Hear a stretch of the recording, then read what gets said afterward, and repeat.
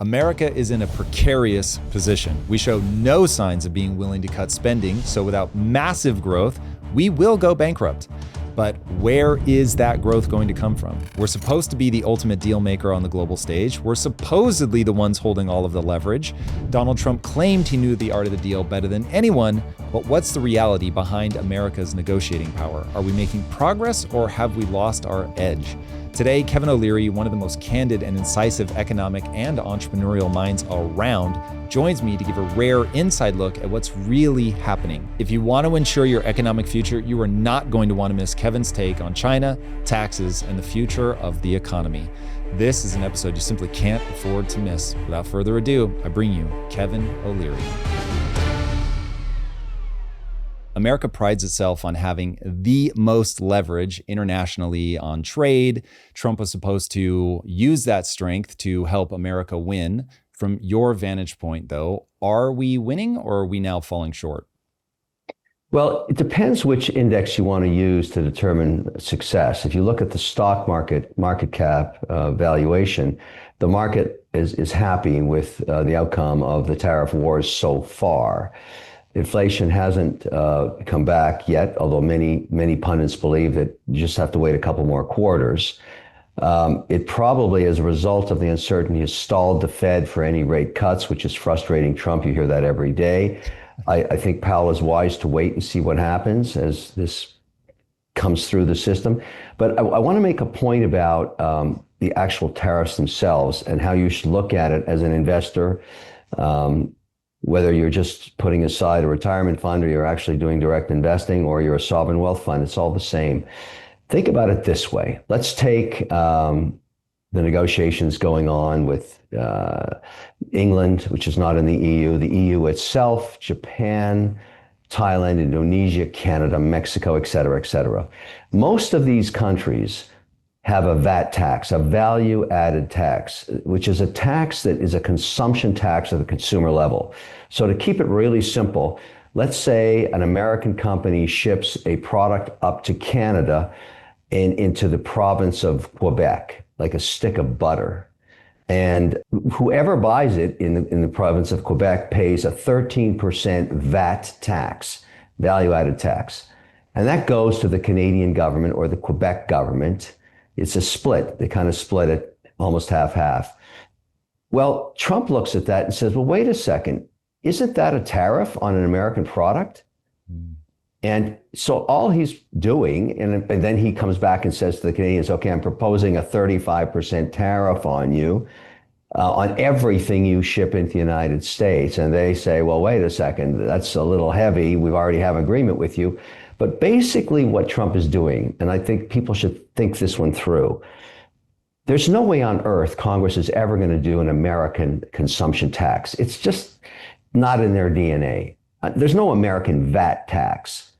However, what Trump has done is exactly that, and he's called it something else. So if the Canadian deal, let's just take the Canadian deal because it's easy to talk about, which is being negotiated as we speak, today as we speak, if they end up with a reciprocal tariff of 10%, let's say, which has already been established for the oil coming out of Alberta, Canada, the cheapest source of energy to Cushing, it's already been negotiated. And so it's a 10% tariff on that oil and that energy and that gas.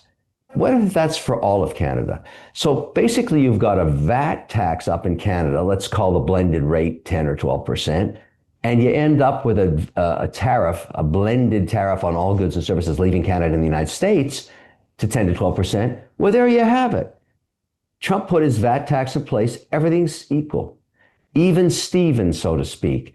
I think that's where we're going. Now, is that just a negotiating tactic, though? Because Trump will have us believe that we've been getting battered, abused, taken advantage of by the global community, and it's got to stop, or America has something bad is going to happen. Is that actually true, or is he causing mass chaos? Trump is, I mean, I always say this about Trump. I've known this guy for 17 years.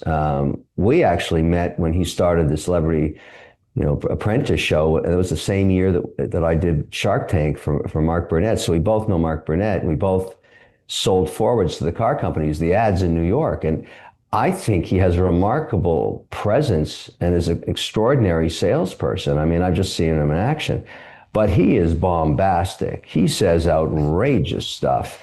And what I've learned to do, just to be pragmatic, because I have to live under his policy and invest under his policy, is to filter out the noise from the signal.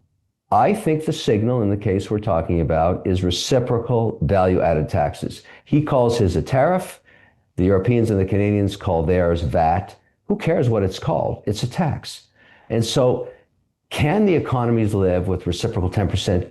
Yeah. What Trump is unhappy about that he'll never be able to fix, you take a country like Vietnam, they don't have enough people to ever have trade balance with the United States. They simply can't buy enough stuff to offset how much stuff we buy from them, because many companies, including mine, have moved out of China to Vietnam or Cambodia or India. So these countries have massive trade deficits with the United States because we manufacture stuff there. Now, can Trump get all that stuff repatriated? Not during his mandate. You can't do that in 34 months. You can't move all the factories back to the US, but the policy itself will slowly self-correct. I don't think we need to make plush toys in America. There's no value added in making a Barbie doll in the United States. That job is not a high value job. I think it makes sense to make chips here, semiconductor chips, that makes sense to me. High value add, that makes sense to me. So Trump is trying to balance all that. But you can't listen to all the noise. I mean, he's a walking press conference. Like, he just says whatever he wants to say when he says it. I'm so used to it now. It doesn't faze me whatsoever. I just focus on the signal. But is it moving us forward in international negotiations? I will talk very specifically about China in a minute, but right now if you were going to rate his negotiating skills, is he actually moving us forward? Because now that the whole idea of 90 deals, 90 days, it's just sort of dragging on. We're not seeing enough wins that really make a press conference worthy. Is anything actually happening? Yeah. I mean, we're never going to get 90 deals in 90 days. It's never going to happen. I mean, it used to take 2 years to get a deal done with one country. He's just accelerating it very, very quickly, and he's getting sort of letters of intent. What the market really wants to hear is they don't care about the granularity of the deal itself. They just want to know what the tariff itself is going to be. So if you're an investor in a country, in a jurisdiction like Switzerland for me, or Canada for me, and there's other places I invest, I just simply like to know, what's the deal? Is it going to be 10, 12, 15, 14, 13, 7? What is the actual reciprocal tariff going to be? So I can adjust my CapEx accordingly. And the rest of it, I don't care about. I don't care about the detail. I need to know what the reciprocal tax is. And in the case of Canada, because it's the largest trading partner of 28 states, they're going to have to resolve that one pretty soon, because both countries need each other on that. And the Canadians are going to have to give up their supply chain, tariffs like on butter and eggs and milk against Vermont. They have 200% tariff. That's just not sustainable. So you seem pretty sanguine about the sort of what many people will point to as the chaos of Trump, but there are things that ring your danger bell. So from an outcome perspective, what would make you worried that, this is putting us in a bad place, either specifically from an American standpoint or just from a global investor standpoint? And what would put us in a good place? Yeah, I mean, the red bells would be ringing, and I would be very concerned about unsustainable tariffs for a long period of time, like 35%. That wouldn't work. That would never work with anybody, and it would cause major chaos in financial markets. I think Trump knows that. I don't get caught up in politics per se, or show for politicians, even Trump. I show for policy.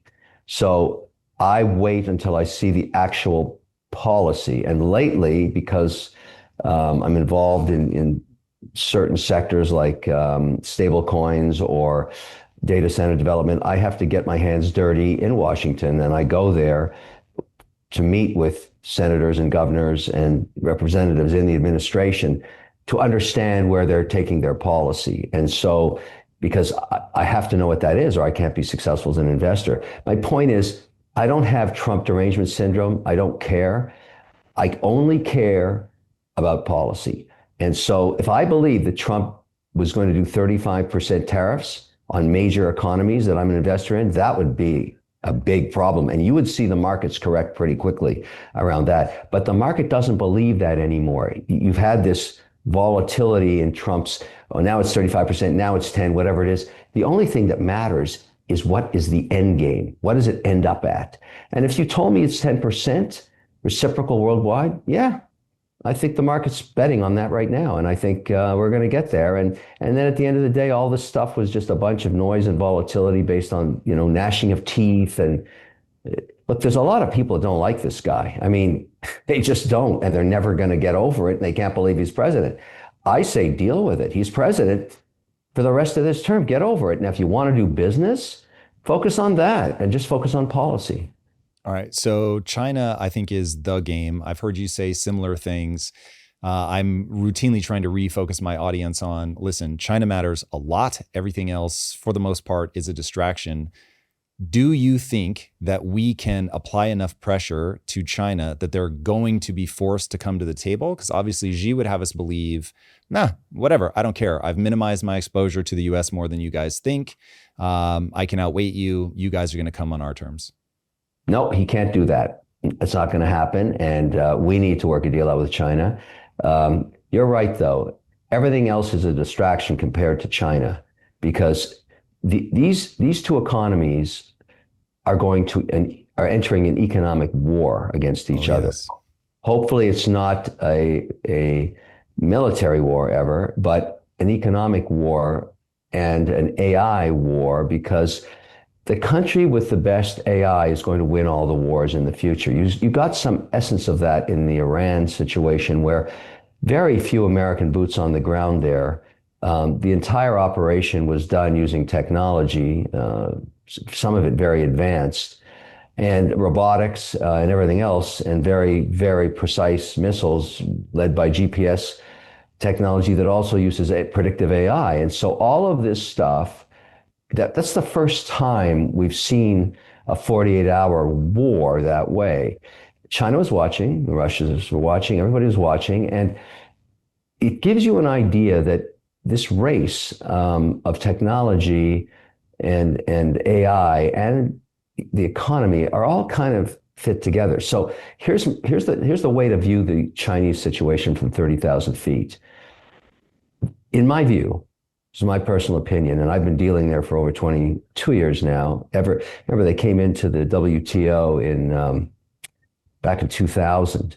And there was a lot of assumptions about compliance back then. That was during the Clinton period. They never complied. They cheated. They stole IP. They built many of their sectors around American stolen IP, German stolen IP. And nobody made them pay any consequences for that. They just kept saying, well, as they get bigger and they'll understand the value of democracy, this will be better for us. That never happened.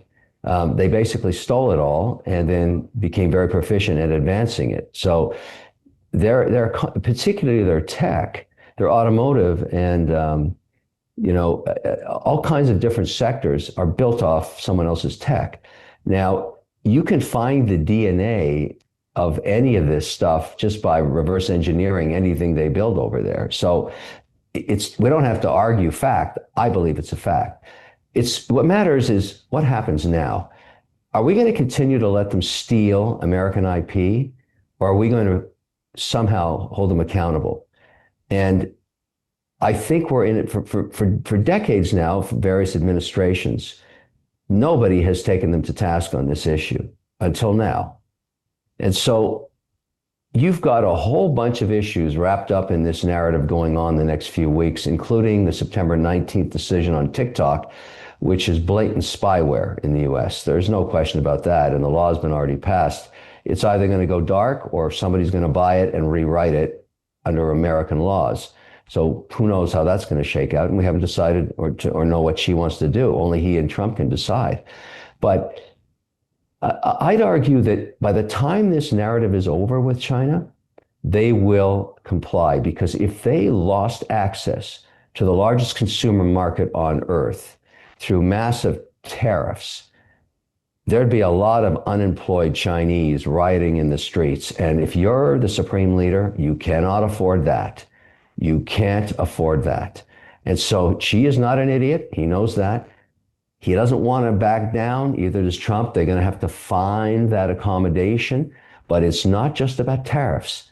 It's about IP, access to their courts to resolve trade disputes, access to their financial markets. They get access to the New York Stock Exchange, and the NYSE's rules are not even abided by.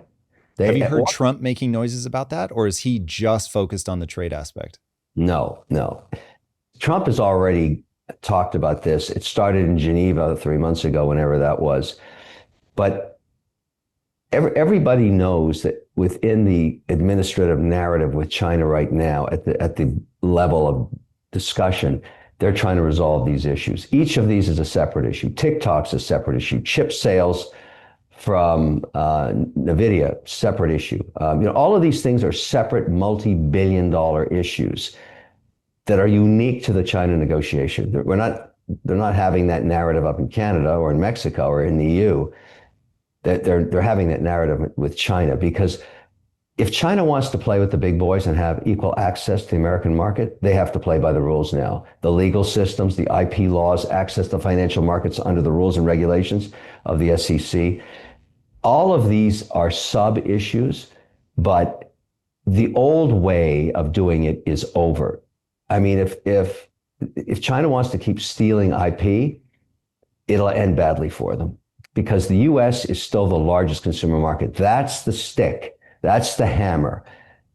Trump has that leverage now. He may not have it forever. Congress understands that. And we, obviously, I would like to do business in China. That's a huge consumer market. There's many products and services I want to sell there, but I don't want to get screwed doing it. Yeah, and so, I got to be honest with you, that what's happened over the last 20 years, no one ever looked at the granularity of this. And I see it through a lot of the small startups I fund. Let's say you come up, let me give you an example. Let me give you a very simple example that I think your viewers would appreciate. Let's say I come up with an innovation and I patent it, called Drain Wig. It's a real product. It's so simple. You put it down your drain in your own home or in a motel or a commercial, a resort or whatever, and it collects all the hair. And it does it in a unique way that actually works. Many designs have been tried to do this. They failed. Drain Wig figured it out. And they patented it. And they sold it for $29.95. And it really worked. And so commercial institutions said, well, I can cut my plumbing costs by 60% by just stopping, right? Huge. The minute it got to 5 million in sales, 40 knockoffs, 40 knockoffs, 40 knockoffs on the market at $8.99. Wow. They didn't have to pay back the R&D the company had spent, or all the money they spent creating the product in the past and creating distribution. It already had been done by them, and then they got knocked off. Company went out of business or changed hands as a result. That happens millions of times. You didn't hear that tree fall in the forest. It was a tiny little company of 5 million. Could have been a $100 million plumbing supply company one day, but that didn't happen because it got knocked off by China. That's what I testified about in Washington. I gave them examples of that they'd never heard of. They did their diligence and they realized that's how we're getting screwed. One innovation at a time, screwed over and over again because nobody brought them to task. Well, I think there's a new sheriff in town. Maybe you like him, maybe you don't. But basically, Congress has had enough, and they're pissed. We'll get back to the show in just a second, but first, I've got a quick question for all the entrepreneurs out there.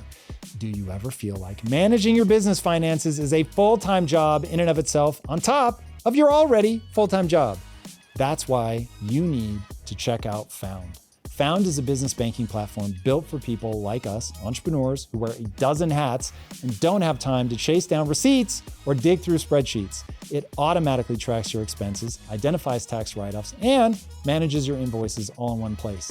You can even create virtual cards and set aside money for business goals, so your financial system stops being a mess and starts actually helping you grow. One user said, Found makes everything easier. Expenses, income, profits, taxes, invoices even. So don't wait. Open a Found account for free today at found.com/impact. Found is a financial technology company, not a bank. Banking services provided by Piermont Bank, member FDIC. No account fees required. Optional paid features available with Found Plus. This is a paid advertisement. All right, now let's get back to the show. Do you think that we're going to see two egos that have no incentive to back down? Trump, it can be very pragmatic at times, but he's very bombastic in a way that I think Xi responds allergically to. I think Xi has proven with the zero COVID policy that he'll go hard in the paint and is perfectly willing to see his people suffer to get what he thinks is the right outcome. Does this get disastrous before we find resolution? I think it's a good debate for you and I to have, because I think this will be the toughest negotiation. I think you're right about that. I don't think Xi wants, when you're the supreme leader for life, you can't make many mistakes because you got to keep everybody happy. You're only the supreme leader while the people that support your supremacy back you up. If they see weakness, and you've seen this happen in China before, you're gone pretty fast. And so he's got a pretty big pressure cooker there, a real balance. He cannot have mass unemployment. That would be mass inflation, because he would have to print money, people to buy bread, and the price of that bread would go through the roof. And so and he knows that. He's not stupid. This is a smart leader. And I think that's the pressure cooker. So my guess is there's going to be a deal. And it doesn't cost a lot for Xi at this point to give up on IP theft. He's already stolen all he needs. And, it's sort of, at this point, he can compete. And I think he is. I think he's competing in aeronautics. He's competing in biotechnology. He's competing in AI. And he did it all on the backs of other people. He stole it all. And so now you can't take back what he's stolen, but he is advancing his own versions of all these things. And I think it's an easy give for him to actually comply with the World Trade Organization, to have disputes. He's got I don't know how many thousand disputes are unresolved at WTO. So maybe he should get kicked out of that, or at least, fix that, which I think the WTO could pressure him and might do so. But they're going to need the lead of the US to start that. And I think China wants to be playing with the big boys, the G8, so to speak. I think they want to get there. And I think they're going to be vicious competitors, but I think it's good and healthy to have a competitor like China. And I'd like just for them to play by the rules. And I think that messaging is the one that the market is anticipating. If we really thought it was going to be a disastrous outcome, if you and I believe that, and the majority of investors believe that, this market would correct 40% right now. And I don't see that happening. Man, fingers crossed. I certainly hope you're right. The image that plays in my mind that I'm always looking for somebody to talk me off the ledge is that we have the perfect setup for Thucydides' trap. China has a long history of being the big dog in the world. They have the identity of we are the biggest and the best, that we're this temporarily embarrassed nation. We are finally clawing our way back to the top. Every time you have a rising superpower and a declining superpower, they end up colliding and they find themselves inextricably, typically pulled towards a kinetic war. I think we're already in the middle of a Cold War with China. And so I look at, if I'm in Xi's mind, and I don't think like an American inside of a Chinese body, instead I think of the way that a collectivist person would think that has come up through all of the horrors of Mao that personally affected his life. He sees what I call red light, green light capitalism of, hey, we understand capitalism is how you move forward, but we also know that if you kidnap enough of the top people and re-educate them that you can keep a level of control on this thing. So to me, this is all going to boil down to, because I think he is going to flex as hard as he believes he can possibly do before there's a coup that he can't squash with violence, if I'm really honest. And it all comes down to how real is the housing crisis. If the real estate crisis over there is real and they're like in 2008 levels of fragility, then I think he's going to realize, okay, I'm not going to be able to push this as far as I want. He'll go, he'll push, but like ultimately Trump and he are going to come to the table and both realize, all right, we're not on strong enough footing, so we're going to have to come to an agreement. But if the housing crisis isn't real enough, I think Xi will be able to he'll be able to get Trump past the midterm elections, and then it's over. So let's just break down what you just said there, because I think you're on to a very good point here, and I think we should look at it. You just described a scenario where if I were a young, bright individual in any country, anywhere, and I had the opportunity, because I was an entrepreneur and I wanted to exploit my ideas and I wanted to build a business and I wanted to be an innovator, would I want to go to a geography that you just described, or would I like to immigrate to America, where for over 250 years it's proven that if I'm good enough and my ideas are validated and they do solve a problem, I can build a business and create freedom for my family. So I started that basis as being what makes any country competitive. Can you create an environment, even with all the faults that anyone has? Like, there is not a chance in hell I would want to go live my life in China. Not when I could starve or a supreme leader could re-educate me. I love that word you brought up. I don't want any of that. Why would I want that? And so in the pursuit of intellectual capital that creates all the innovation globally, who's going to win on this one? And I think the constant signal between these two economies is just that. The human being who wants to live in freedom, who would rather go to a place with all of its faults. I mean, there's a reason people risk their lives to cross rivers under barbed wire to get into America. You don't see that happening in China. I don't see anybody trying to get into China. And that's why. And so I'm going to bet my capital on that. And I think the rest of the world is betting their capital on that. And it's sort of, then you can get into the mishmash of, who's the president and all the rest of that stuff. But I'm confident that my assumption is correct about the pursuit of freedom being the reason that economies are successful. And I think you can steal all the stuff you want, but if people don't want to move there, you have to rely on your own internal policy, which can be brutal. And ultimately, you'll never be the winner. You'll always be number two. And maybe that's okay for Xi. Maybe he can live as number two in perpetuity, because I'm pretty sure he'll die one day.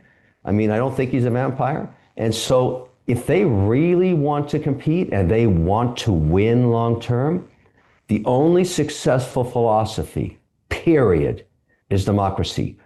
Period. Period. That's it. Or a form of democracy that is so trusted, such as benevolent, or trusted leadership, like the UAE, which is not a democracy, but has proven for at least this last 50 years that they understand what democracy is and they rule that way. That's the only way it's going to work. You see a lot of people trying to get into the UAE and getting a passport there. They want that. They like the system, the policy there. But that's a very democratic, informed country. So, and I'd argue that they are the petri dish. That country's only 52, 53 years old. They could have chosen the Chinese way. They could have chosen the Russian way. They could have chosen Venezuela or Cuba or North Korean way. They didn't. They took the best of culture around the world, the best of policy, and they created a behemoth economy that's competing now, in the metric I use, Is China is number 2 in AI spending? The US is number 1. Who's number 3? UAE. How'd they do that? And so it's sort of that, I teach this stuff. I'm an executive fellow at Harvard. So I have classes with people explaining to them what I believe works, trying to convince them to think that through, and trying to convince at least a third of the class not to become consultants, because that's what they just make consultants at these business schools. And those people live a life of mediocrity. It's a shame to see it happen. But that's a long answer. So I'm not as worried as you are, because I think long term you can't beat what America has proven works. I agree with you on that. However, where is your confidence level that America, the voting public, is going to maintain their belief in that freedom? When I look at a Mamdani, or I look at Minnesota and the types of candidates that are running for governor, running for mayors of local cities, there is a real populist push to the left for policies, whether you call them blatantly socialist policies or you call them social democracy, for reasons that I can outline in detail. I believe that American youth is losing their enthusiasm for capitalism, full stop. Yes, I've heard that. And I think it's a valid concern, and it's a fair point to bring up. And you definitely have evidence in New York City and other states, as you've detailed, 100%. But I've also heard that same claim back in the 50s. I go back and I look at history. There was a time when communism was rising up, and it was occurring in places like New York City. There was a very bohemian vibe to it, and people claimed that it was a better way of life. And young people swarmed to. Some of them were called beatniks that far back. I've seen this movie before, and so. What knocks it back, though? Well, I'll tell you what happens. Reality strikes. It's sort of like. What you hear happening right now in New York, because that's a good case study, this Mamdani thing that's going on. If you listen to his rhetoric, it's basically money for nothing and chicks for free. And, and I totally get it. And it's a great message if you want to be elected as mayor.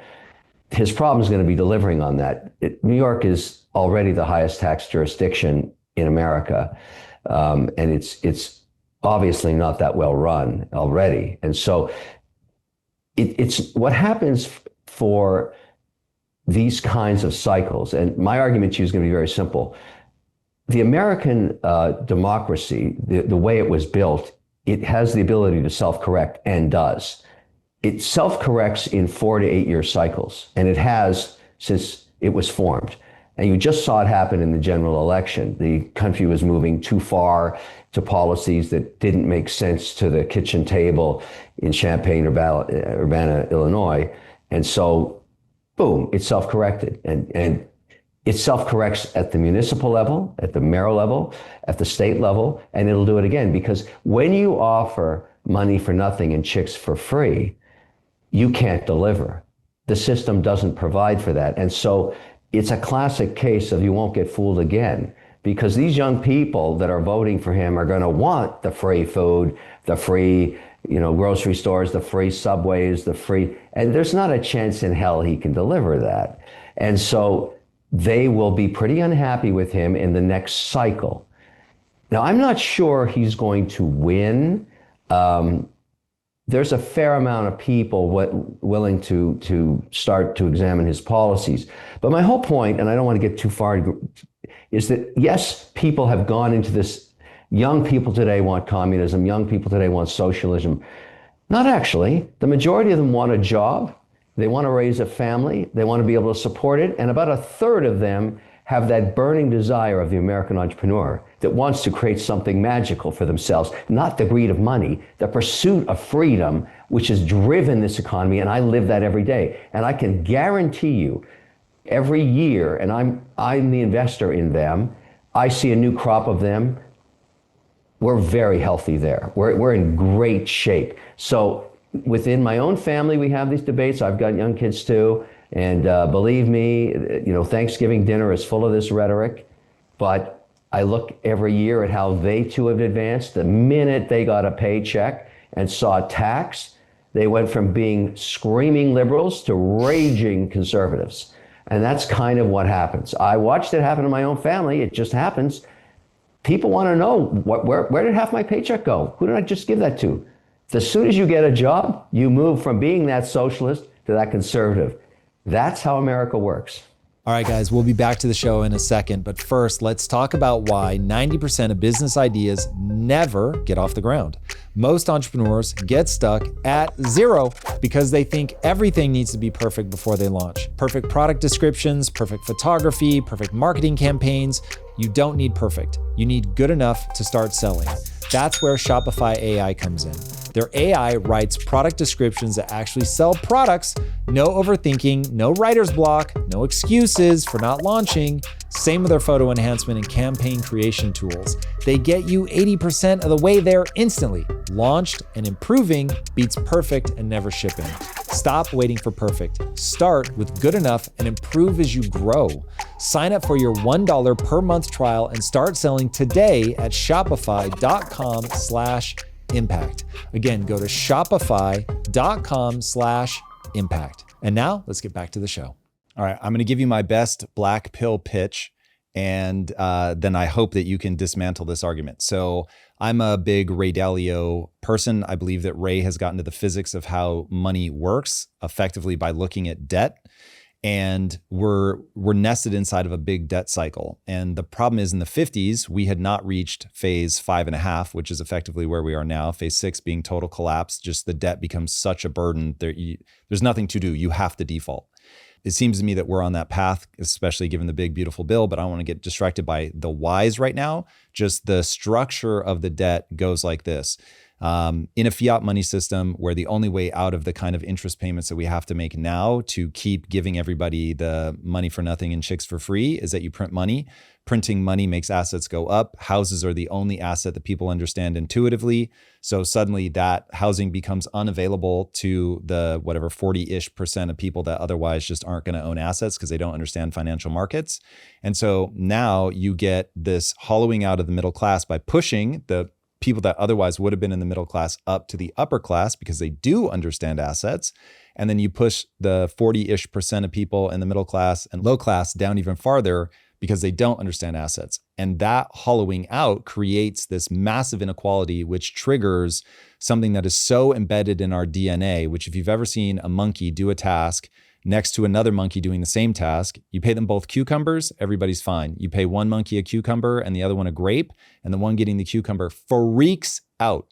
And that's what we have now. And so the Gini coefficient, which is basically, it doesn't matter if everybody's poor or everybody's rich. What matters is, are there poor people who can look to their neighbor and see them being rich? That's when people go ballistic.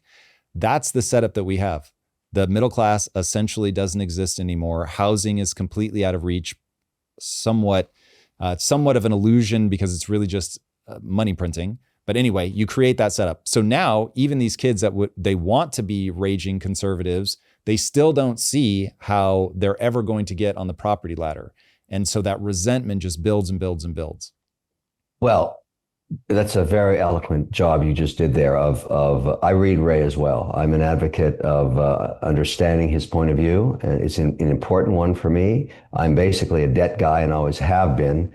And I came up in the fixed income market. And so 100%, he's a very valid thinker in strategizing that scenario. And the question is, why wouldn't that happen? So let's examine, because one of the things you have to risk when you're an investor like me is if I really believed that that scenario is going to roll out, my portfolio mix would be completely different than it is right now. But I'm basically believing that the debt markets, which they call them the bond vigilantes, are asleep right now. The smartest investors are not the equity guys. The smartest investors are the debt guys, Ray. And the reason is they take duration risk. So they have to be historians in the sense they look back to try and forecast the future. Now, here's some things you got to think about.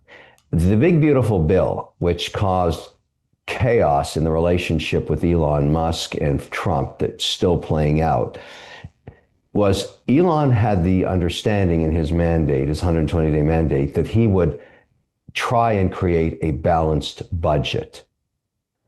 Instead, we took on another $3 trillion of debt if we just score this budget the way it is. What Elon didn't understand, and I think he understands now, is to get stuff done in Washington, and the primary mandate of getting that bill through was to anchor the tax rate.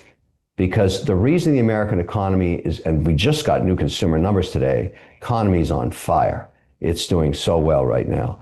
And that's because this tax rate is competitive against the G20. And we don't want to change that. We can't have our tax rates go up into the top quartile of tax in the G20 because it'll slow down GDP growth.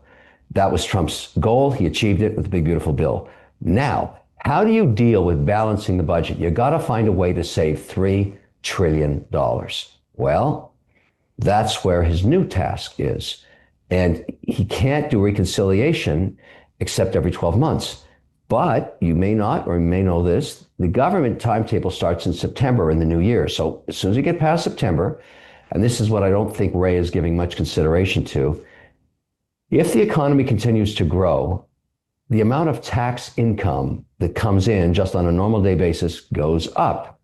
In addition, if the tariffs are successful at a 10 to 12% rate, that in itself has not been scored yet. That brings in trillions of dollars against this deficit.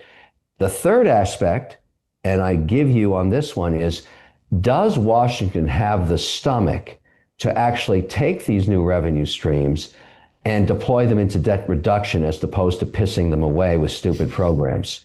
And that is the challenge that I think is next, because it wasn't long ago that we had a balanced budget in America. It doesn't have to be this way. There may be, for example, just doing a means test on Social Security. Maybe not everybody should get that check. Maybe it's a different form of tax. Maybe if you're making over $1 million a year, you don't need a $4,000 a month check. And so that's one aspect. Healthcare could be better. That's another aspect. I'm an optimist in the sense that Ray hasn't given any credit to these other sources of income. He has taken the baseline, assumed it doesn't change. I'm not there yet. And apparently, the market isn't there yet either on either bond vigilantes or on the equity side, where we continue to see new highs. I'm more in the bullish on America camp. And Ray, as you know, spends a lot of time where I do in Abu Dhabi. He's a global thinker, and I like that. But even he knows where half of his dollars go, more than half, as the rest of the world's sovereign wealth goes. Where do you find it? Here in America, because there's no other market like that. And if the rest of the world believed that collapse was imminent, they'd be sitting with all that cash under the streets of Zurich. So I don't, I'm not agreeing is what I'm saying. I'm the other side of that argument, and I'm going to stay with it, and I'm going to watch it, and I'm going to be part of it. I work very hard in Washington on behalf of, and my last point on the Ray thing is 70% of jobs in America, 70% are created by companies between 5 and 500 employees. Those are my people. Those are the companies I invest in. I am their advocate in Washington. I actually read the Tax Act. You didn't read it. I read it. It's just you, I think, at this point, which thank God you did, by the way. So the more info you can give people to look out for, the better. And I saw stuff in there I didn't like. And I worked with Senators Haggerty, Rick Scott in Florida, and Ron Johnson with their staffers. And I said, guys, this is bad for small business in America. This line, this line, this line, this line, this paragraph. Help me ward off this catastrophe, because I can't do it. I can only be the advocate for these businesses. And if you don't believe me, why don't we talk to some of these businesses? And thank goodness these great senators had the guts to get in there and fight for these changes. And I'm extremely proud to have been involved in that took out some extremely bad policy. But that's the way America works. If you really believe that it's going to hurt 70% of job creation, you have to stand up and go to Washington and sit down and meet these people. They're not stupid. They're pretty smart. And if they're influential enough, and those three senators, they are the pillar of small business in America, and I'm so proud to know them. I mean, it worked, is my whole point. And so if you're a small business in America and you are first or second generation, my message to you is I have your back. I have your back, as I do for all the companies I've invested in. And I now work policy also. You know, I'm just a guy that says, look, here are the facts. Let's fix this mistake before it becomes law. And thank goodness we did. And now I'm a believer in this bill. Now, are we going to solve the $3 trillion? Yes, in the ways I spoke of previously. Well, talk to me about how we unlock growth, because as I look at it, as of right now, my bet is, and I'm literally moving my money in accordance with this bet, that America, the bond market cracks within the next 10 years, barring a radical change in policy or the unlocking of growth. That's just math. So, well, you're talking mass inflation there. Correct. So yeah, they're going to either have to print money or openly default. They're both defaults in my opinion. But how do we open that growth? Because there is that's a real thing. If we can unlock enough growth, like we can really do it. But what would that take? So let's examine that with granularity, because it's important what you're raising there. In order for that scenario to play out, you'd have to have a lack of confidence in the U.S. Treasury bill, period. You would have to find another place that people are comfortable putting their liquidity in every country on earth outside of the U.S. Treasury bill, which is considered the risk-free asset. And so right now it is. And under your scenario in the next decade, that is no longer the case. It would be more like a Venezuelan telco bond. And so, you know, is that going to happen? Now, why would that happen, or why would it not happen? I want to point you to some policy that is going to become law, hopefully, on Friday, the Stablecoin Act. So let's talk about the Stablecoin Act, okay?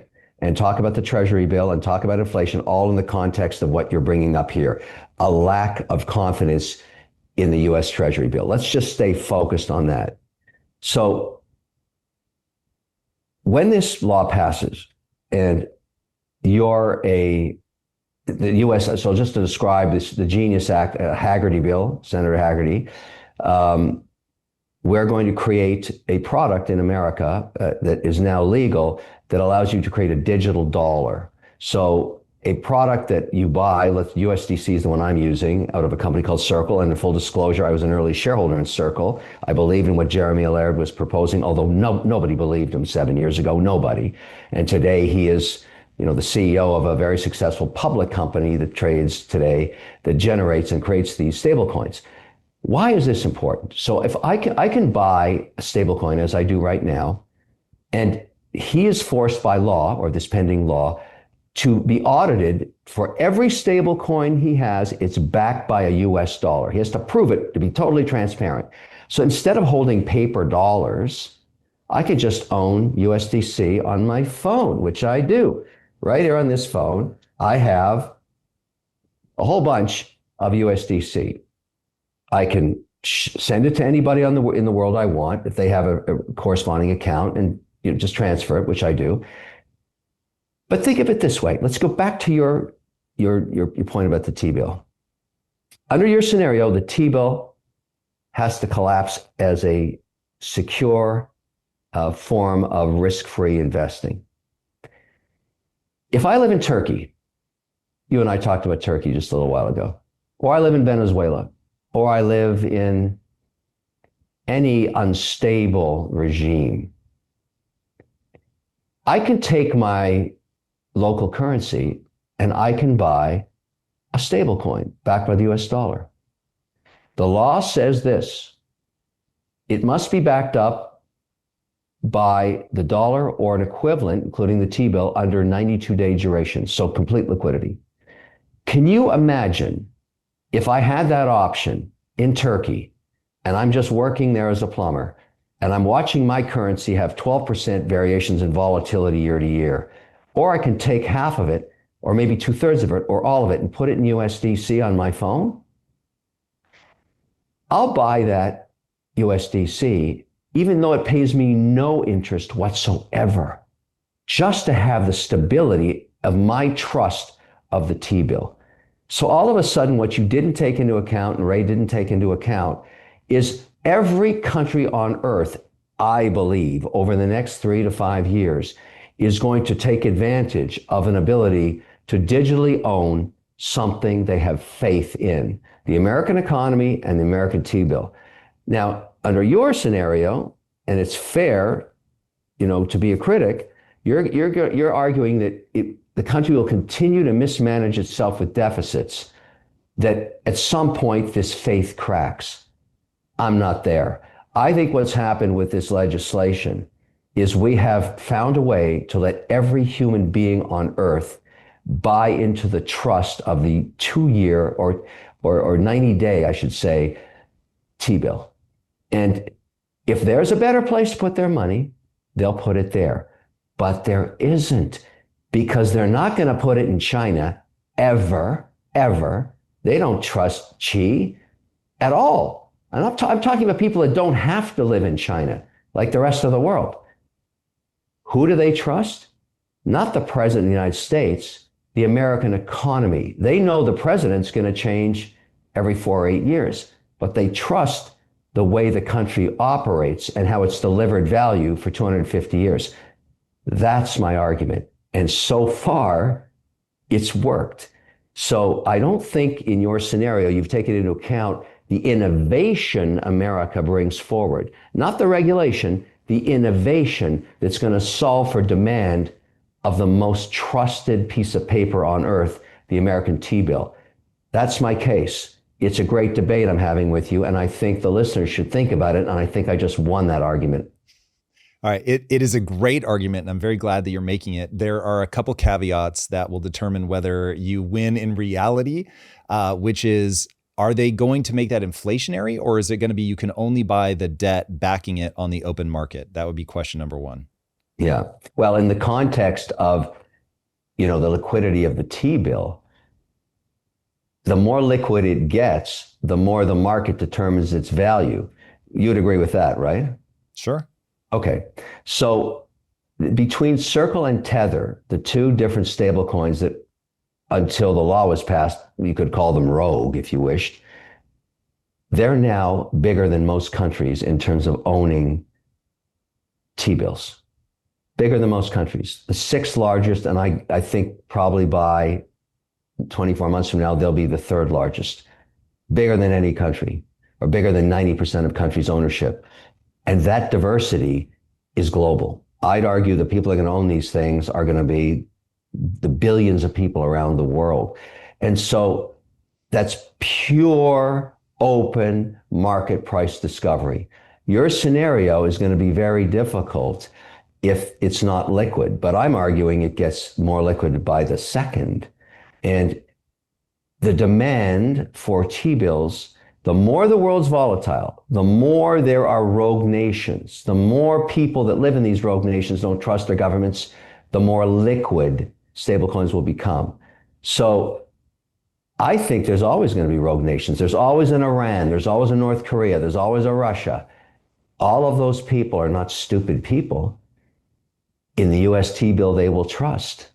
And I rest my case, Your Honor, on that. And so in my scenario, the probability of what you're worried about never happens, which is a lack of liquidity, the inability to get out of a bill, to buy a T-bill and not be able to sell it for what you paid plus interest. Very difficult for that scenario to happen in the way I'm seeing the world coming together.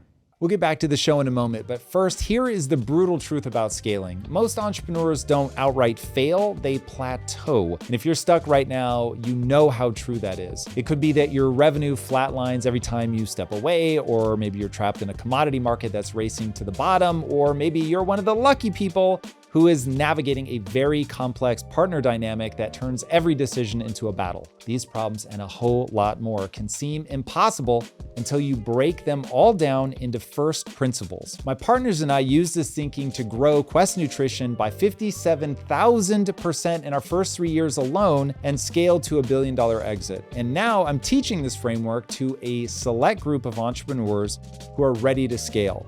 Now, I want to be clear, this is not for everybody because I'm looking to work with serious entrepreneurs that already have an established business and a proven track record of execution. If that's you and you want to learn how to break through your biggest business bottlenecks using first principles thinking, be sure to apply now. Just go to impacttheory.com/scale or click the link in the show notes. Again, that's impacttheory.com/scale.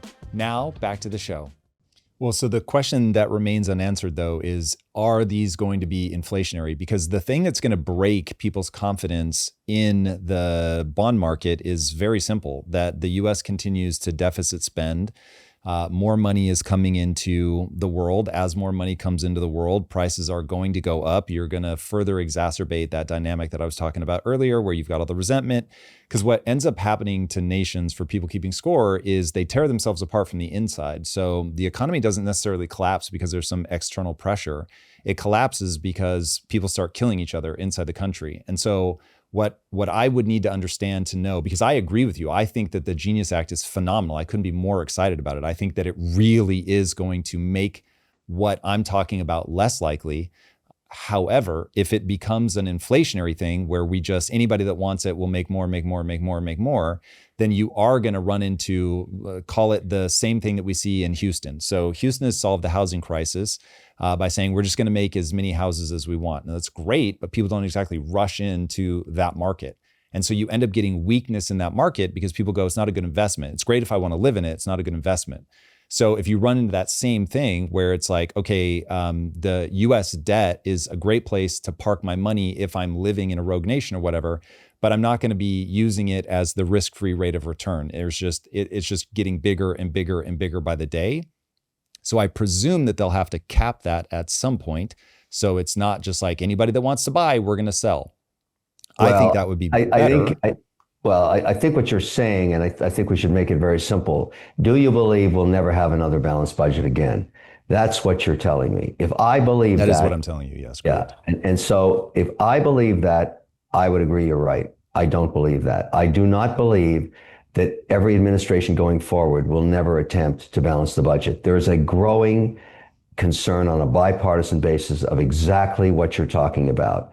And so I have, I understand, when people think of politicians, they're below single cell amoeba. That's, I get it. But if you actually start to talk to, various members of both the Senate and whether they're governors or whatever, I would argue now that about 25% of them on its way to probably 33% of them going to be tested in the midterms are starting to become the kind of Eli Crane kind of guy, a guy I know who's just made it his mission to keep calling this topic up when he's in Washington. Exactly what you're talking about. So I think there is a way to balance the budget. Ron Johnson has pointed this out with some very simple charts of late. He's found a way to find that 2.3 trillion, which would get you there, and then even more. Elon has pointed some ways out, very difficult to stomach, but there's a path there. Then you have growth on your side. Then you have other forms of income like tariffs. I'm kind of in the camp that doesn't see the world you do, and that is fair for you to take that position, because if you really were going to be right, I would be increasing my holdings in hard assets. I would buy more Bitcoin, more gold bullion, probably collectibles, have proven, even watches. I mean, you think about the hard assets that have appreciated better than the S&P. It's because part of it's because of the concern of where can I put my money where it's protected against that inflated scenario. And you're right. People are taking bets like that. Certainly, Bitcoin's been an extraordinary asset, and it's not yet even determined whether it's a commodity or a security. We'll get that in the Infrastructure Act. But I think the answer to your question is you may be right. And if I thought you were 30% right or 20% right, why wouldn't I just hold those assets at a 20% allocation? And I do. So in a way, I'm hedging my bets. I'm not as pessimistic as you, but I have over 20% in hard assets. They're not liquid, but it's gold, it's Bitcoin, it's collectibles, it's watches, it's certain types of real estate, oceanfront. It's data centers that I invest in, which are an energy play. These are hard assets, and otherwise, I put it all into 4.2% T-bills, which I don't. So it's kind of, in a way, I'm admitting there's a possibility for your scenario, but it's, to me, no more than 20%. Yeah, no, I think that's smart. And like you, I see paths out of it. I just don't think it's going to happen by accident. So in the same way that you are, and thank you, by the way, going to Washington, D.C. and fighting for small and medium companies, which I think is huge, huge, huge. And I cannot celebrate you enough for that. I'm doing my part as a media economic commentator to just try to get people focused on how money actually works so that they can start understanding how to move if we start going down that path. Speaking of how to move, I was in Dubai and lo and behold, I bump into Ray Dalio and I was like, Ray, what are you doing here? And his whole pitch was, oh, Tom, I come here in Abu Dhabi a lot. And he was like, what matters is how people are with each other. And you have talked about Abu Dhabi being the capital of capital. What's going on? What are they getting right? How are they hoovering up so much capital? It's the leadership. It's the confidence that you get understanding their policy.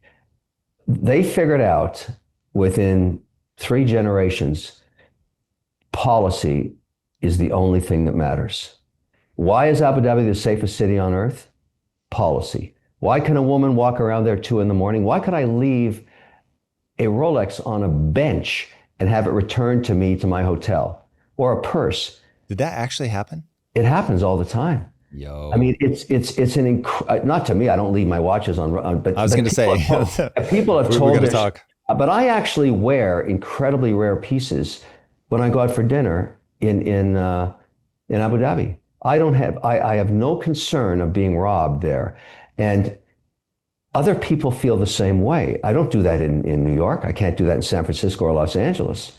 I have mock copies of my rare I have unique pieces, like one of a kind piece uniques that are priceless. I wear them in Abu Dhabi. I don't wear them anywhere else. But so the point is, that confidence, as Ray was saying, is understood by people, and they have the most advanced medicine in the world there. I go to a clinic in Dubai called Longevity, where I get an EBU treatment that I can't get in the United States, although all the doctors are American and Swiss and French and German with the most advanced American equipment on earth. And I'm a big believer in EBU, which is a form of dialysis, but also injects in 50 billion exosomes, which reduces inflation. I mean, not inflammation. I wish it could do inflation as well. Talking about inflation so much, inflammation, and so 14 days later you feel like you're 20 years old again. So it's really quite something, and all the advancements they have. But they've also invested wisely. Companies like IHC and One Development. I'm involved in real estate there in a company called One Development. They have the most advanced technology going into their developments, digital walls that we don't even have here yet. And complete AI technology that's integrated into the building. So it's not like 15 different apps, one for your music, one for your temperature, one for your security cameras. It's completely ubiquitous. You say to your phone, oh, I'm going to be home. Please open the garage door and set the temperature at 69 degrees. Boom.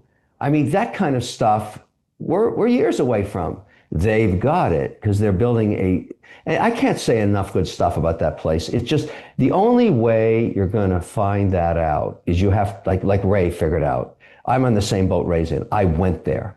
I've been going there for years. I realized there's no place like it on earth. They are becoming the capital of capital. And so if you want to build a data center here in North America, you need turbines to convert natural gas into electricity. That's the path of least resistance right now. Well, you got to go there because they were smart enough to invest in a lot of the turbine manufacturing capacity on Earth. So you make them your partner and you build out a facility somewhere in West Virginia or in Alberta, or wherever you're going for your nat gas. I would tell people to study the policy of that country, because what they've basically done is they were students of every other policy on earth and chose wisely from each economy and each geography. What do the Canadians do right in their parliamentary system, or the British or the Australians? What do the French do in developing the arts? What do the Germans do in engineering? And all of that, they took that policy and moved it to Abu Dhabi. And that's what you get. You get the world's most successful economy in 50 years, like that. I mean, everybody should be studying what they're doing. I mean, it's just unbelievable. And the beneficiaries are the people of that country. But, you and I could go on this for a very long time. I recommend for everybody. The resorts are spectacular. It's a beautiful place. The food is off the charts. Every restaurant brand is there. So it's just every luxury, designer is there. The malls are unbelievable. The museums are incredible. I mean, it's just the whole thing. They're building a sphere there like Las Vegas has, except bigger and better. Wow. So the acts are going to go there to perform. The whole thing is like, and what they've done on corporate taxes, they've made it so attractive that guys like Ray and I go there and set up our companies and we invest out of there. Of course we do, because it's the path of least resistance. Money has no nationality. Now with the USDC thing, Stablecoin Act, this makes it even better, because the ADGM, the regulator there, is endorsing the SEC policy and works in sync with the SEC. So now that's interesting. So I don't have to worry about being rogue when I'm doing business over there, because I'm regulated with a compliant regulator that understands they're in sync with the SEC. The Canadians are doing the same thing with the OSC. So these countries are all syncing up with the policy in the United States. Policy, right? Not politics, policy. So if we pass policy in the US and the ADGM in Abu Dhabi agrees, and the OSC in Ontario, Canada agrees, those are two geographies I can do business in and stay compliant. Bingo, policy. All right, talk to me about tax policy. So right now there's this just burning desire in young people to tax the rich, make billionaires pay their fair share. Yet when, as a business owner, I think about taxes, I'm like, hey, this makes growing harder. This makes things more difficult. So you're talking about it there in the UAE. What do you wish people understood about tax policy in terms of how it will make their lives better? The best way to look at tax policy is consider you're in a competition globally, because money has no nationality, as I just said. It flows to the path of least resistance. You do not need to have the lowest tax rates to win. You simply need to be competitive. So if I'm going to spend, as I am, $5 billion building a data center, I need to know the place I put it in and the state I put it in, or the province I put it in, or wherever it's going, has competitive tax rates, so I can raise the debt and the equity that I have to raise to build the facility. And so if there's a competition, what the great thing about North America, at least, is for hundreds of years, we've understood the competition of both states, countries, and policy. So if you have competitive, taxes, you're no different than the Netherlands or Finland or Canada, and you're North Dakota or you're West Virginia. Check the box on that. I don't have to worry about the taxes. I'm good there. There's no crazy tax policy. Then do I have a stable policy around providing building permits and access to power and employment regulation and fiber, to get access to the internet, and water policy, because I need water if I'm going to cool my compute. And so it's all a competition. And so the reason Trump fought so hard to get this bill through is it kept him competitive against Ireland, for example. Do you remember the period when all the pharmaceutical companies reset up their headquarters in Ireland? Yeah. That's when the tax policy was out of balance. And there's a good example of what happens. Everybody just moves their headquarters. You don't have to do that anymore. You can be concerned about what you've been discussing on spending. I get that, but not on tax policy anymore. We're in a good place now. And then you have the competition of states. I don't live in New York because I think it's a poorly managed, overtaxed city with a 5 to 10% risk of having a very unusual person who's, you know, who wants to do money for nothing, chicks for free. I don't want anything to do with that. And so I quietly, like everybody else, moved to Miami. All of my neighbors are from New York and Boston, and my whole building is New Jersey, Boston, New York City. And they go back home for 6 months, less a day. That's the competition of states. So if you want to have stupid tax policy, you simply lose the money. People don't have to talk about it. They just do it. And 12,000, whatever it is, license cards a week being transferred to Florida. I'm telling everybody, stop coming to Collins Avenue. We can't handle the traffic. Please go somewhere else. We're tapped out. No more license plates from New Jersey. We just don't have room for you. You got to go to Texas. Go somewhere else. That's hilarious. Now, what is it that people are misunderstanding? If we could capital control and stop people from leaving, would we be able to tax our way to prosperity? Never. That's not the American dream. The number one export of America is not technology and it's not energy. It's the American dream. The only job, the most important mandate the president has is to maintain the American dream so that every 60 cents of every dollar worldwide comes to pursue the American dream. The minute you How do you define it? Well, the American dream is very simple. It's, I have nothing but an idea.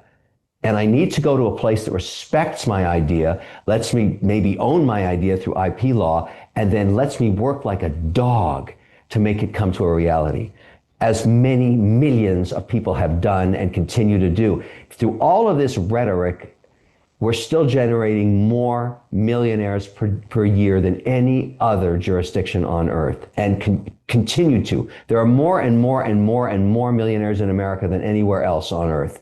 Through all of the bad stuff and all the rhetoric and all the unfairness, you can still do exactly what I said. Have a great idea, move from an oppressed nation like Iran, move to America, take your abilities to turn this idea into a business and bloom. Everybody still believes that. The minute they don't believe that is the end of America. And that's not going to happen anytime soon because it's still a reality. So when people start to tell me, oh, the next generation doesn't care about the American dream, I call bullshit. That's simply not true because the rest of the world all wants to move here still. And so I'm sorry, when I hear that, that really gets my ire up. It's not true. Now, if you want to compete, you have to set up in any country an environment that draws in capital. And a good example, and I think it's a fair example, and it's very current, as they like to say, au courant. Look at the last 10 years up in Canada, where I invest. And I have lots, to say about the Canadian policy. Under Trudeau, the idiot king, capital left Canada over a 10-year period. The GDP dropped every year until it stopped growing completely. Even the Canadian pension plans couldn't invest in Canada anymore and started investing in jurisdictions, primarily the United States, but others as well, where the policy attracted capital. So the idiot king put in place a bill called C-69, which was called the Pipeline Bill, which basically stopped all development of everything. Mines, natural resources, natural gas, oil, everything shut down. And the idiot king took his people from a 10% at the poverty line to 25%. He impoverished his people because he was the idiot king. And at the end of the day, his people threw the idiot king out and replaced him with a guy named Mark Carney. Now, Carney owns the idiot king. He's got to fix the idiot king's policy. How fast can he do it? And what he's doing right now is running around the world, and it's probably the right thing to do, saying, I'm opening up Canada for business. I'm going to compete with the US and other countries by getting the right tax rate, getting the right policy, getting the right ability to bring in permits so quickly that you can actually not be a risk at a sovereign wealth level. Because the sovereign wealth left Canada during the idiot king reign because they were promised policies they never got, so they couldn't do any development. So they spent all the soft money on engineering designs and everything else, and the idiot king screwed them. And so Carney has to reverse all that. But that goes to show you this is the competition of nations. And I think Carney will be successful, which is why I am saying, wait a second, the idiot king is gone. Why don't we allocate what we used to allocate, 2.5%, 3% of a fund, which is the GDP that Canada used to have of the world GDP and put it up there. We're getting in at all-time lows. The Canadian dollar has been trashed by the Idiot King. And so I really think that these go in cycles. And I like to see competition, and I think when I was over in Abu Dhabi, I was pointing that out too. I brought some of the leadership from Canada quietly over to the palace and introduced them to the leadership, saying, listen, I think we can get back into Canada. I think we can do some things there, particularly in Alberta, where they've got unlimited power at the lowest cost in North America. Why don't we put a data center in there? Why not? And that's what we're doing. We're saying, okay, they're competitive. Let's go put a data center there. And there's only, the tenants for data centers are Microsoft, XAI, Tesla. There's 15 to 18 tenants. They go to where the power is the lowest cost. And right now, that's under Danielle Smith's leadership in Alberta, Canada. And she's open for business. So, okay, I guess Canada's waking up from an economic coma that was put in place by the Idiot King. All right, I've heard you talk about a flat tax. Why would we want to do that? Well, I believe in making policy simple to understand. What I've said about this, that the tax policy is incredibly complicated, and it's not right that, I can afford to hire, I bet you I spend millions every year just preparing for my global taxes with professionals, Jesus, accounting firms and lawyers, millions and millions of dollars. And it used to frustrate the hell out of me. And I'm saying, why? Why is there so much friction in the system? It's because the tax codes are too complicated. If we just said, look, that your tax rate's going to be whatever it has to be, I don't know, 20%. And everybody has to pay 20%. No ifs, ands, or buts, no deductions, no BS, nothing. I think the world would work a lot easier. And I just write my check, or make it 15 or whatever you have to do, whatever you tell me it's going to be, great. Instead, I got to go through all this crap of trying to figure out this deduction versus this, amortization schedule versus this, versus that, versus this. I don't know. I mean, I'm just a pragmatic guy saying to myself, look, I can't boil the ocean, but I can point it out. And I think, your platform and platforms like this, and certainly, it's important that you present both sides of every argument, because that's why you have value. And I think you do a good job doing that. And so, I look at the tariff wars right now between countries, and I think if you told me today that, let's take the Canada-US one because it's so current, we mentioned it earlier. If they just said, okay, it's going to be 10% both directions, boom. Everything else gone, including the interprovincial supports or interstate, whatever the crap it is, no tariffs, except 10% equal. Boy, would the market like that. I would understand it. I could deal with it. I'd adjust my investment accordingly and move on. It's the instability and the complexity of all of this crap that hurts growth. And that's what we have to figure out. Is that going to disadvantage people that are stuck in a loop of poverty even more? No, I think it creates a more stable economy.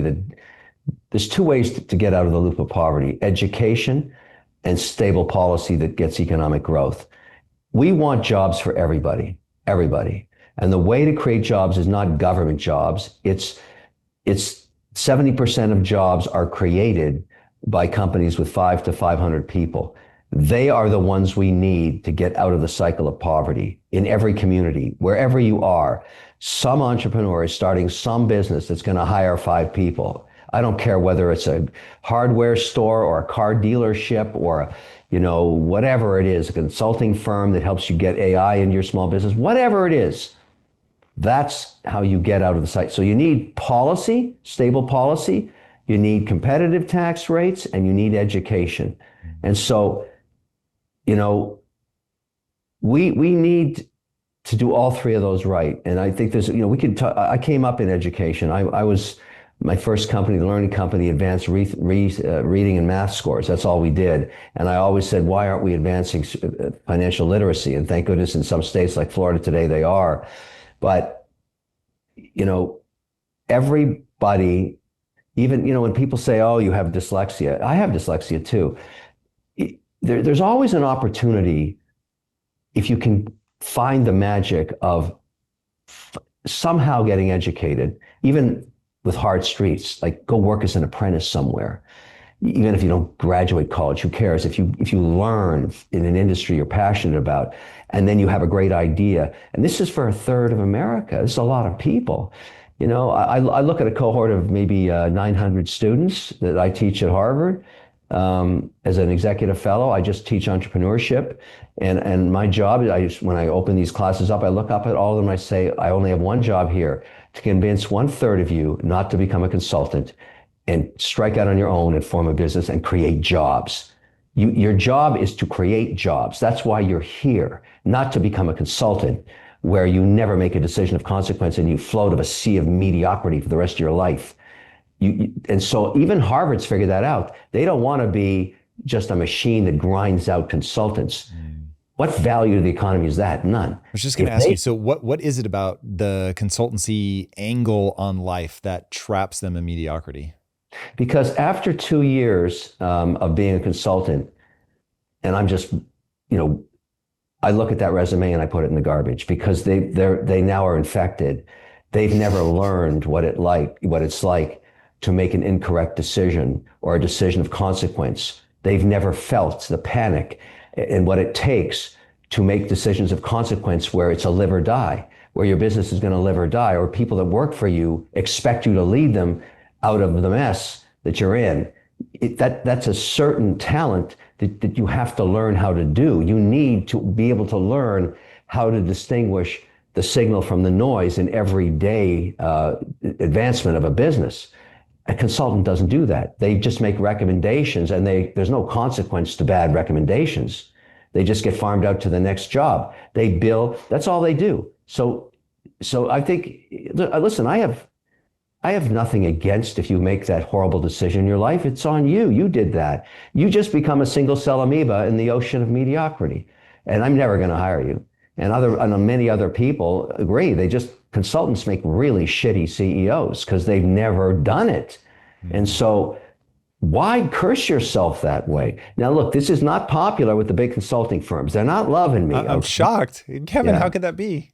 Yeah. But I'm pointing out reality to these people, and I'm very successful, I think, and luckily because of the new leadership at Harvard, which is dealing with a lot of issues, obviously, but they understand, and I'm just one voice in this, how important it is to breed this economic entrepreneurship into these young people, the smartest people in the world, to understand the difference between the signal and the noise and to go create jobs, not create consultants. All right, let's assume that somebody just heard your pitch. They're now not going to be a consultant. They're in the real world. They're making consequential decisions. They're making mistakes. Fine, they're early. But they need you to help them understand how to begin to parse signal from noise. Like, I get it. They need to fail. They need those consequential decisions. But I've seen people do the thing, but they just take the wrong lesson. Do you have methodologies, I'm not sure what the word would be, for them to parse out, okay, this is what you need to learn from that mistake? I do, actually. It's very simple. In every day of your decision making, there are 3 to 5 tasks you have to get done. And your job is to define what they are the day before to advance your business mandate, whatever it is. I don't care what the business is. There's 3 to 5 things, not in the next month, the next 18 hours. After you sleep, and let's say you're going to work, most people work 18 hours, believe it or not. It's insane, but that's what entrepreneurs do. You need to get these 3 to 5 things done. Everything else that stops you, so those 3 to 5 things are the signal, and everything else is the noise.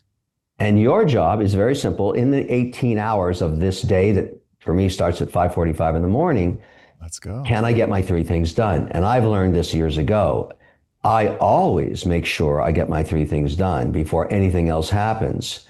And I'm very, very, very productive. And so I learned this from Steve Jobs, by the way. I worked for him. He was an absolute nasty guy, a very unpleasant asshole. But he definitely was 80-20 ratio, 80% signal, 20% noise. I believe I've achieved that. I think there's only one other guy on earth that passed Steve Jobs, and that was Elon Musk. He's 100% signal. It's very awkward for him. He doesn't waste any time. But Jobs' point was, because I made all his educational software on the OS for him in schools, all 110,000 school buildings. Wow. And he and Woz had a pretty interesting relationship. He understood that he needed to get programmers, companies like mine, to buy into their chip, their version of the hardware, which we did. But there was no text back then. It was the early 90s. And he taught me, get your three things done. And damn, was he right. I mean, that guy, look at what he achieved. Until NVIDIA, he was the most valuable company on earth. And most of that legacy was on him. He just focused on things that had to happen. And he would not let anybody get in the way. And his style of doing that was very, very, very difficult. I mean, that guy was just a brute, but I respect him because he didn't want you to like him. He wanted you to respect him, and I do. And he was very successful. So that's my message to entrepreneurs. Understand that your job is to parse, and you have to understand, what is it that I have to get done just today? Just today, just today, because you will find many, many things that will take you away from getting it done. You'll push it to tomorrow. Then you're losing. Then you're going to fail. And your first venture may, not make it, but that doesn't matter. Entrepreneurs fail multiple times. Before I had my first liquidity event, today I am laser focused on the three things I'm getting done today. And to be fair to you, Nancy, who books my 30 minutes every day, she has to parse. She knows what my three things are. And for me to go and spend an hour with you or whatever we're spending together, somehow, and this is a credit to you, she has done her diligence on you, and you're worth my time. I know that sounds arrogant as hell, but it's very important that I wanted to do this because I respect what you're doing, and I want to be part of your narrative. But you have been vetted by one of the toughest women on earth, I can tell you that. And she would not waste my time. And so I consider it an honor to work with you now. Appreciate that. How do you figure out what the three things you should be focused on are? I have many investment opportunities in front of me every day. Every day. Some of them are very, very big, and some of them are important to me as a person, and and I'll give you an example. I mean, this may sound crazy, but I talked about the data center with you, that I have many data center projects, but I have a great team. Some of them are in Dubai, Abu Dhabi, some of the engineering firms, and a huge team of guys and women working on this, and governments. And so it's such a big project. It's multi-billions that's always on the top of my list every day, because I've been working on it now for 3 years. And every day there's something I have to work on with somebody somewhere in the world. So that's number one. But number two today was, I'm working with Siddiqui, which is one of the world's largest watch dealers on earth, to build a piece unique watch out of tantalum to celebrate Watch Week in November. And watches for me are very important. It's just part of who I am, and it's marked time. And I'm a world-known collector. And I'm a member of the Horological Society of New York, and I work with all the brands. And I just respect the whole, when someone gives up their life at 14 years old to become a watchmaker, I have a lot of respect for that. They're an artist. So I support that kind of thing. And so we want to make the watch have a red stone face. And F.P. Journe years ago created such a watch out of a stone, a ruby, basically, a rough ruby. And so I've started to work with some of the world's top stone dealers to find such a stone that we can cut the dial from. And I mean, this this is crazy stuff. I mean, the community that deals in these certain ruby stones is so small. It's just a few people on Earth. And so I'm very, very fortunate. And I guess I should thank Shark Tank for it. I'm known all around the world as the mean shark and all that stuff. But I get all my calls returned from everybody as the Shark Tank guy. And so I started making calls, and now I'm negotiating to get that stone so that we can continue our mission to make this watch, this piece unique that I'm going to own. It's going to come into my collection. And I'm honored that a watchmaker would even consider doing that for an individual. But I'm very fortunate now because many brands do that for me. We make piece uniques, but my whole shtick is red. Like it's red. It's got to work with red. And so this is a Moser watch that is very, very rare. The only one in the world with a red band on it, made by Moser for me. And I'm proud because I love this piece.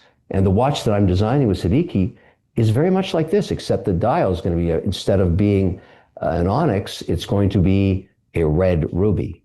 And so, I mean, that may sound nuts to people, but that keeps me balanced because I'm pursuing the chaos of art with business. And then lastly, I'm considering a new business. I'm very intrigued in. I've been looking at asset classes moving in the markets, and I think many of your viewers are watching this too. One of the most successful assets over the last 36 months have been collectibles, and they're liquid. Sports Outside cards. of watches, yeah, I was going to say, what are you looking at besides watches? Sports cards. I don't want to own one sports card. I want to own an indice. And so I'm talking to some of the largest collectors, again, very fortunate to be able to get my call return from all these people, saying, look, how can I index? If I want to put $1 million into an index of cards, let's say 50, 60, 70, 80 cards. See, I use ETFs. That's how I invest. So my mindset is diversification. So, I'm discussing this with some of the world's largest collectors. I'm not that interested in bidding on, one card and having the volatility of one card. What I'm interested in is where can I put my money into 50 cards? And so that's how I'm going to solve for it. And I think in the new digitized, tokenized world, I can find a way to do that. Because I would like to allocate, you were talking earlier about, I was thinking I'd put a 5% weighting into collectibles like I have right now in other hard assets. 5% feels good to me. And I'm sitting on a lot of cash and T-bills. We talked about that. And so I wouldn't mind taking some of it out of there into an index. It's an alternative asset class. Yes, there'll be volatility, but generally speaking, if you have an ETF kind of structure, you don't go to zero. And I don't like leverage. So it's sort of do it unlevered, that kind of thing.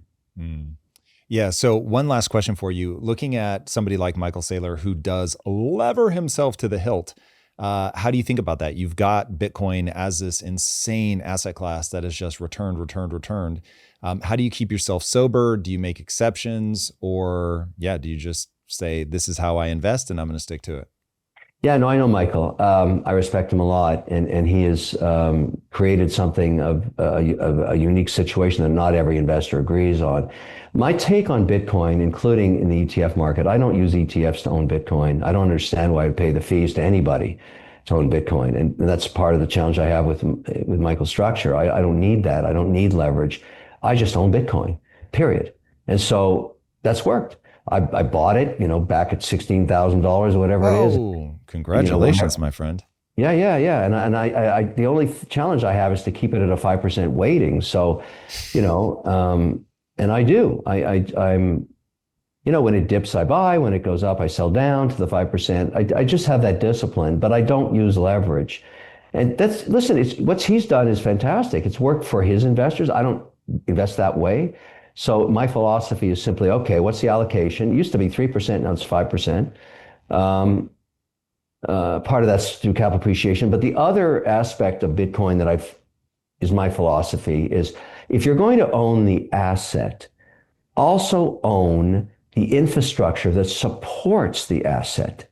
And so, because if you think about the philosophy of this, go back hundreds of years, would you have rather been the gold miner who hit gold 1 in 10,000 times, or sold the picks and shovels to everybody that was trying to find the gold?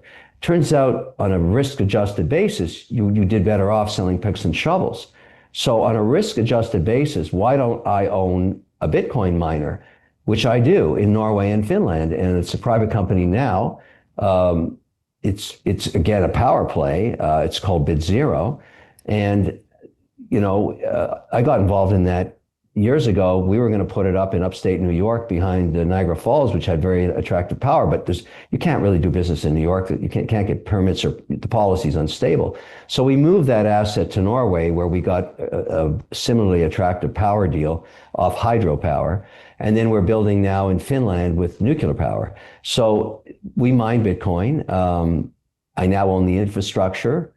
And I feel that between the two of them, that's the right way to own that asset class. And the other thing is, I own the exchanges. I owned up in Canada an exchange called WonderFi. It just got acquired by Vlad at Robinhood, so now I own some Robinhood. But the point is, he's the infrastructure that I can hold my Bitcoin on, and I own Coinbase as well. And so that, to me, is how you own Bitcoin. You have, that's it. And then we wait and see what happens with the policy that's going to come right after they sign. Hopefully, they sign the Genius Act. Then we do the Market Infrastructure Act, and then we keep moving down the policy platform. Fingers crossed. Kevin, this has been extraordinary. I can't thank you enough for the time. How should people engage with you if they want to follow along? Well, KevinO'Leary.com, or they can follow me at Kevin O'Leary TV, which is my name on most of the platforms. I love the narrative. I have a great social media team. I love to be part of the narrative on policy. You don't see me shilling for any politicians, because I don't do that. But when there's a policy issue, and I'm enjoying the narrative we're having on New York City mayoral race right now, you can see me posting all day long on that. And it's been an extraordinary interaction. And I love my followers. They're fantastic. And they really let me have it. They really let me have it. I think what's occurring in the world, this ability to have this narrative with millions of people, is extraordinary, and it's very, very healthy for democracy. Agreed, man. Again, thank you so much for taking the time. Really appreciate it. I will certainly be one of the people engaging with you. Everybody at home, if you have not already subscribed, be sure to do so. And until next time, my friends, be legendary. Take care. Peace. If you like this conversation, check out this episode to learn more. If you've ever looked around and wondered why things feel broken, even when you're doing everything right, the story sounds simple enough. The rich are hoarding money and everyone else is getting screwed. But what if that's not even close to what's actually happening? The explanations we're being fed